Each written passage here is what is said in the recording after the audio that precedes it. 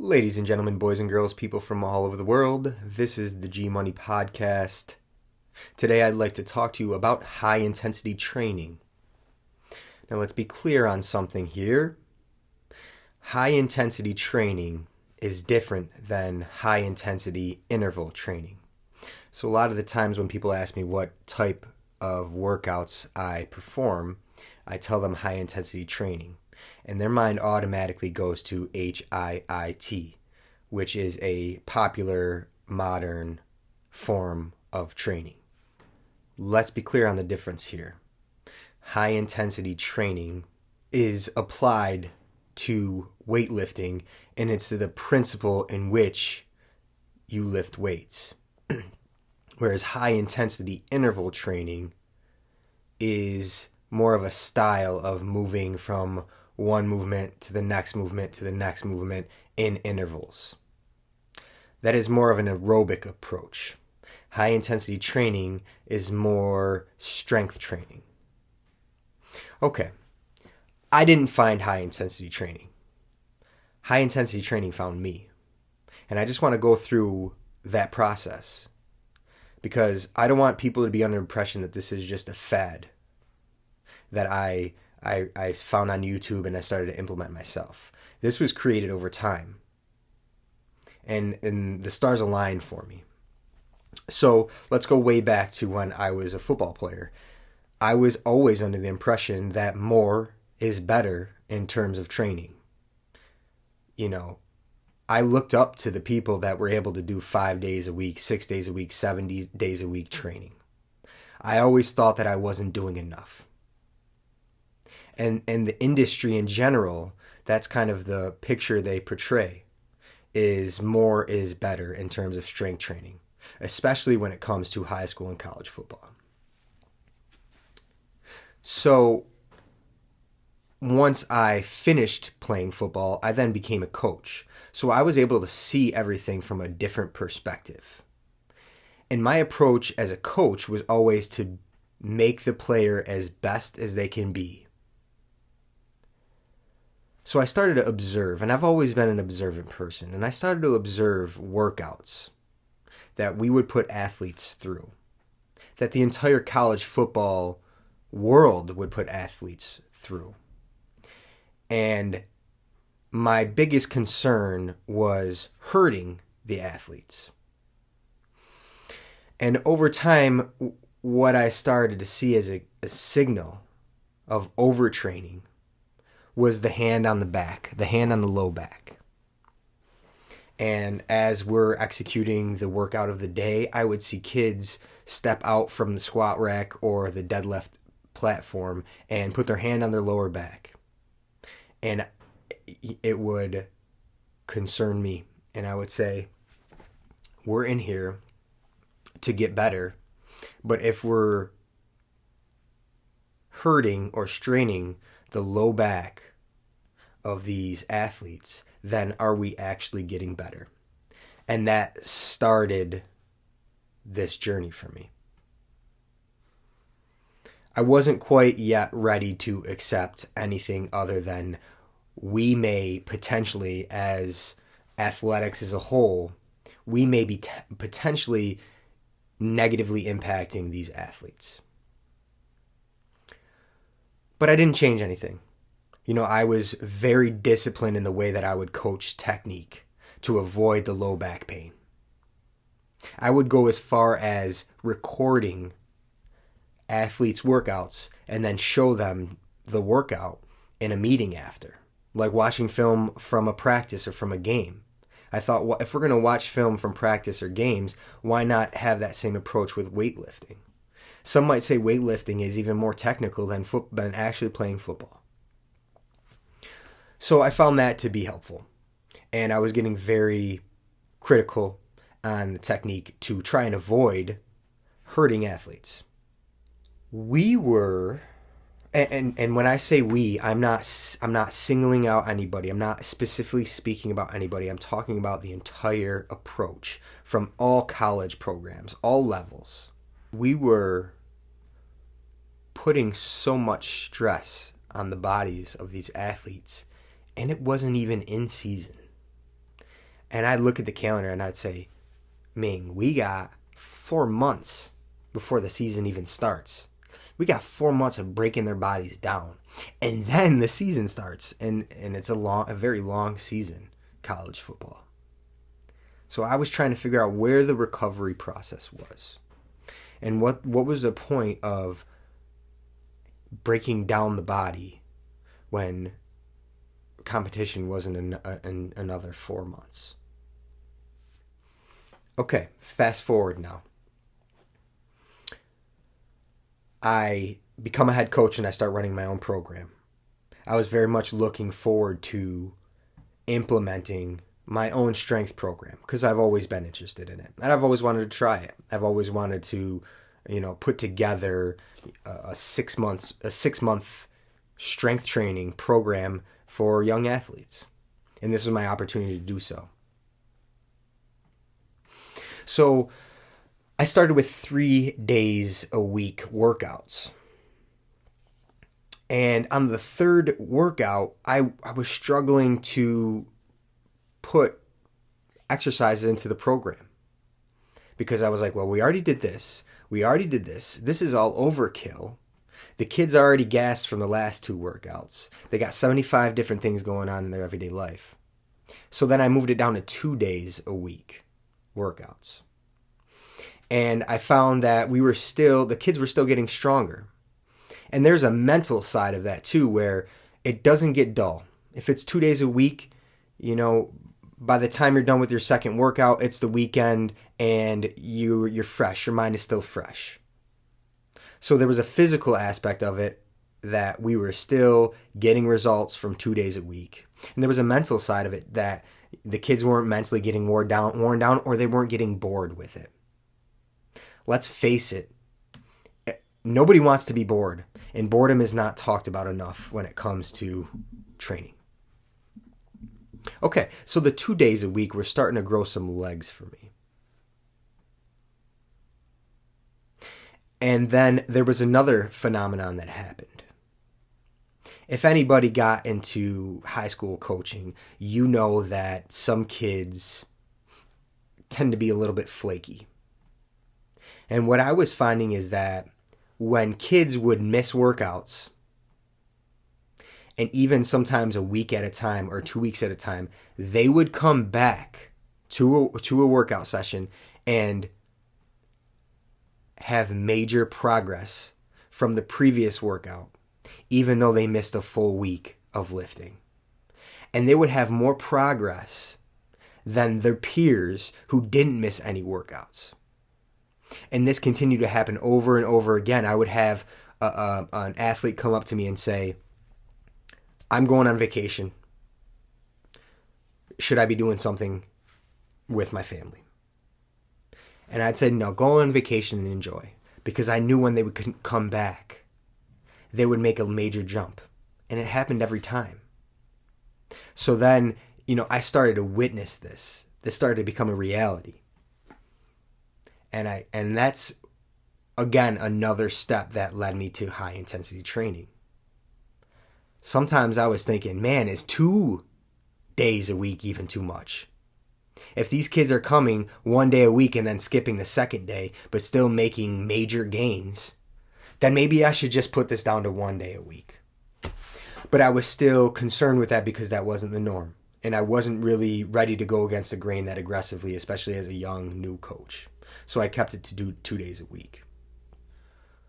During COVID, I was doing Zoom workouts with the athletes. Those who wanted to do workouts would log on to Zoom, and we would perform body weight workouts at home. And we would do competition to finish. And the competition would be who can hold the plank the longest, who can hold the wall sit the longest, who can hold the squat hold the longest. And I was finding that it was very difficult. Holding a squat hold until failure was very difficult, and I'm going to get back to failure. But the next day, I felt a deep fatigue of the muscle after taking a plank to failure or a squat to failure. And then I was thinking to myself, there's something to moving the body to failure. There's something not only physically but mentally that happens as you're holding a plank and you want to drop, but you also want to win the competition. So you have to distract your mind and your body to try and hold it as long as possible. So there's a physical and a mental aspect of it. This eventually brought me to momentary muscular failure. Okay, so we fast forward here. I get out of coaching altogether. And I start doing workouts on my own. And I don't know the exact moment that I read about momentary muscular failure, but it was definitely either an article or a YouTube video. And it was either Doug McGuff or Jay Vincent that introduced me to the idea of momentary muscular failure and high intensity training. You know, my whole life in football, in business, in workouts, I've always tried to figure out why. You know, I've broken down Inside Zone far more than I needed to because I want to understand why. So when I met momentary muscular failure, it started to make sense to me. This whole time I was working out just to move to move. More is better. But I never really understood why and what builds muscle and what happens at the cellular level and what happens to the cardiovascular system while you're under tension. And so that opened up a network of very, very smart, intelligent, deep thinking people of the high intensity training community. And all these people were very similar to me. They wanted to know why. They wanted to study. They didn't want to do the norm. They wanted to find out the facts. They wanted to find out the science, which led me to A Body by Science by Doug McGuff. And this all happened very quickly for me. It was all starting to make sense. One of the major epiphanies I had was reducing momentum in the workouts, because momentum does not build strength and keep the tension on the muscle. That idea in itself changed the way that I literally performed a repetition because it made sense to me. Momentum, you contract the muscle to a certain point, and then momentum in physics just takes over from there. And then the muscle is able to rest. So this was a small corner of the industry, of the strength industry, was high intensity training. And it was made up of intelligent people. So I started to implement the workouts to my exercise programs. And again, the 2 days a week workouts was something that I've already started to implement. And then reducing momentum. Full body workouts was something I was already doing. Allowing the body to recover. Allowing your mind to recover.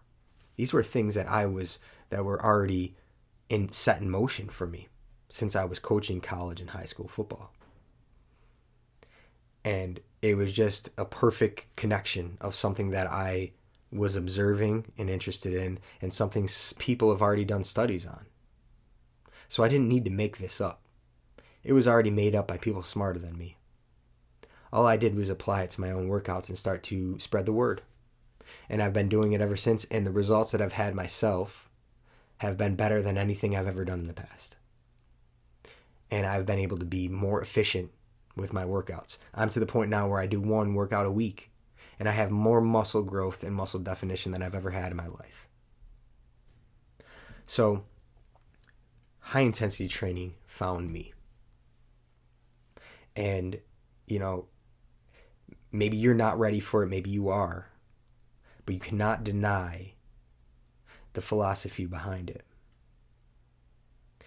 It makes too much sense.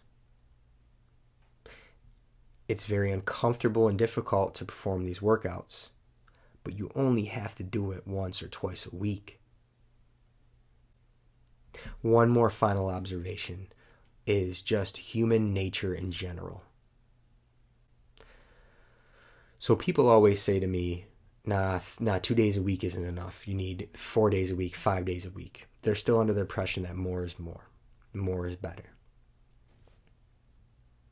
But then those same individuals were not committing themselves to 5 days a week, or they would do it for a month and then completely stop. So if you stop doing that, then you're not doing 5 days a week. So how can you say that approach is better if you're not even able to execute it? So taking human nature, people are inherently lazy, myself included, and lazy might be an aggressive word for it. Maybe people just don't like to put themselves under stress when there's other options to do on a day-to-day basis. So why not make it easy and attainable?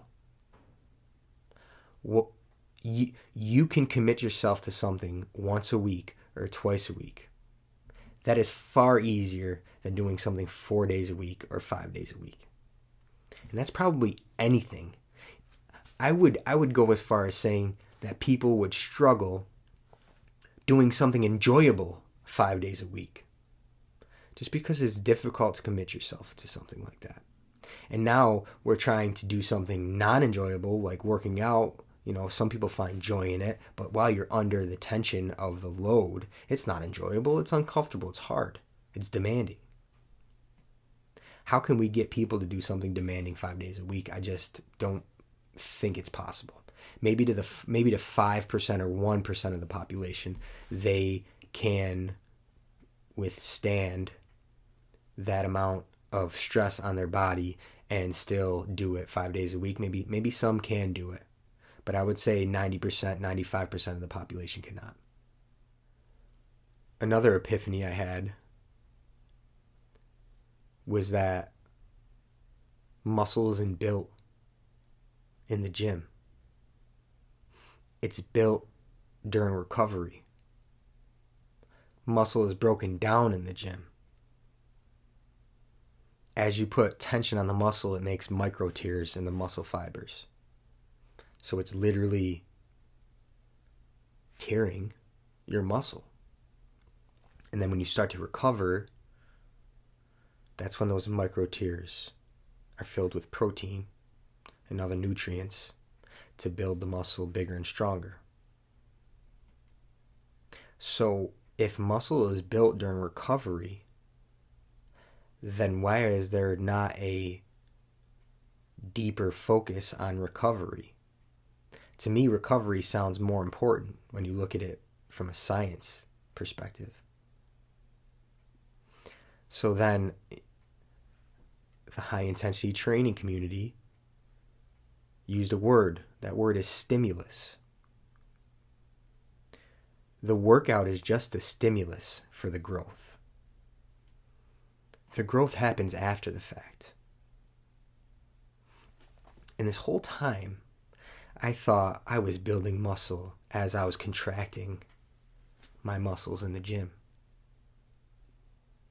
But once I realized that that was just a stimulus, then my emphasis went towards the recovery process. And why not let the muscle recover completely before you apply the stimulus again? If you don't let the muscles recover completely, you're not allowing them to build the optimal level that they possibly can.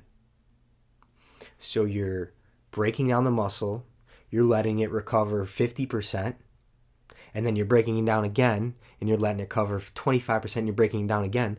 Why don't we break down the muscle, let it recover 100%, and then break it down again?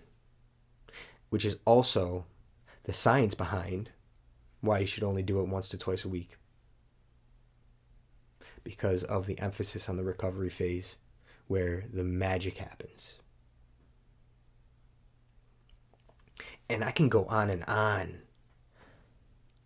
of the different aspects of high intensity training that make sense.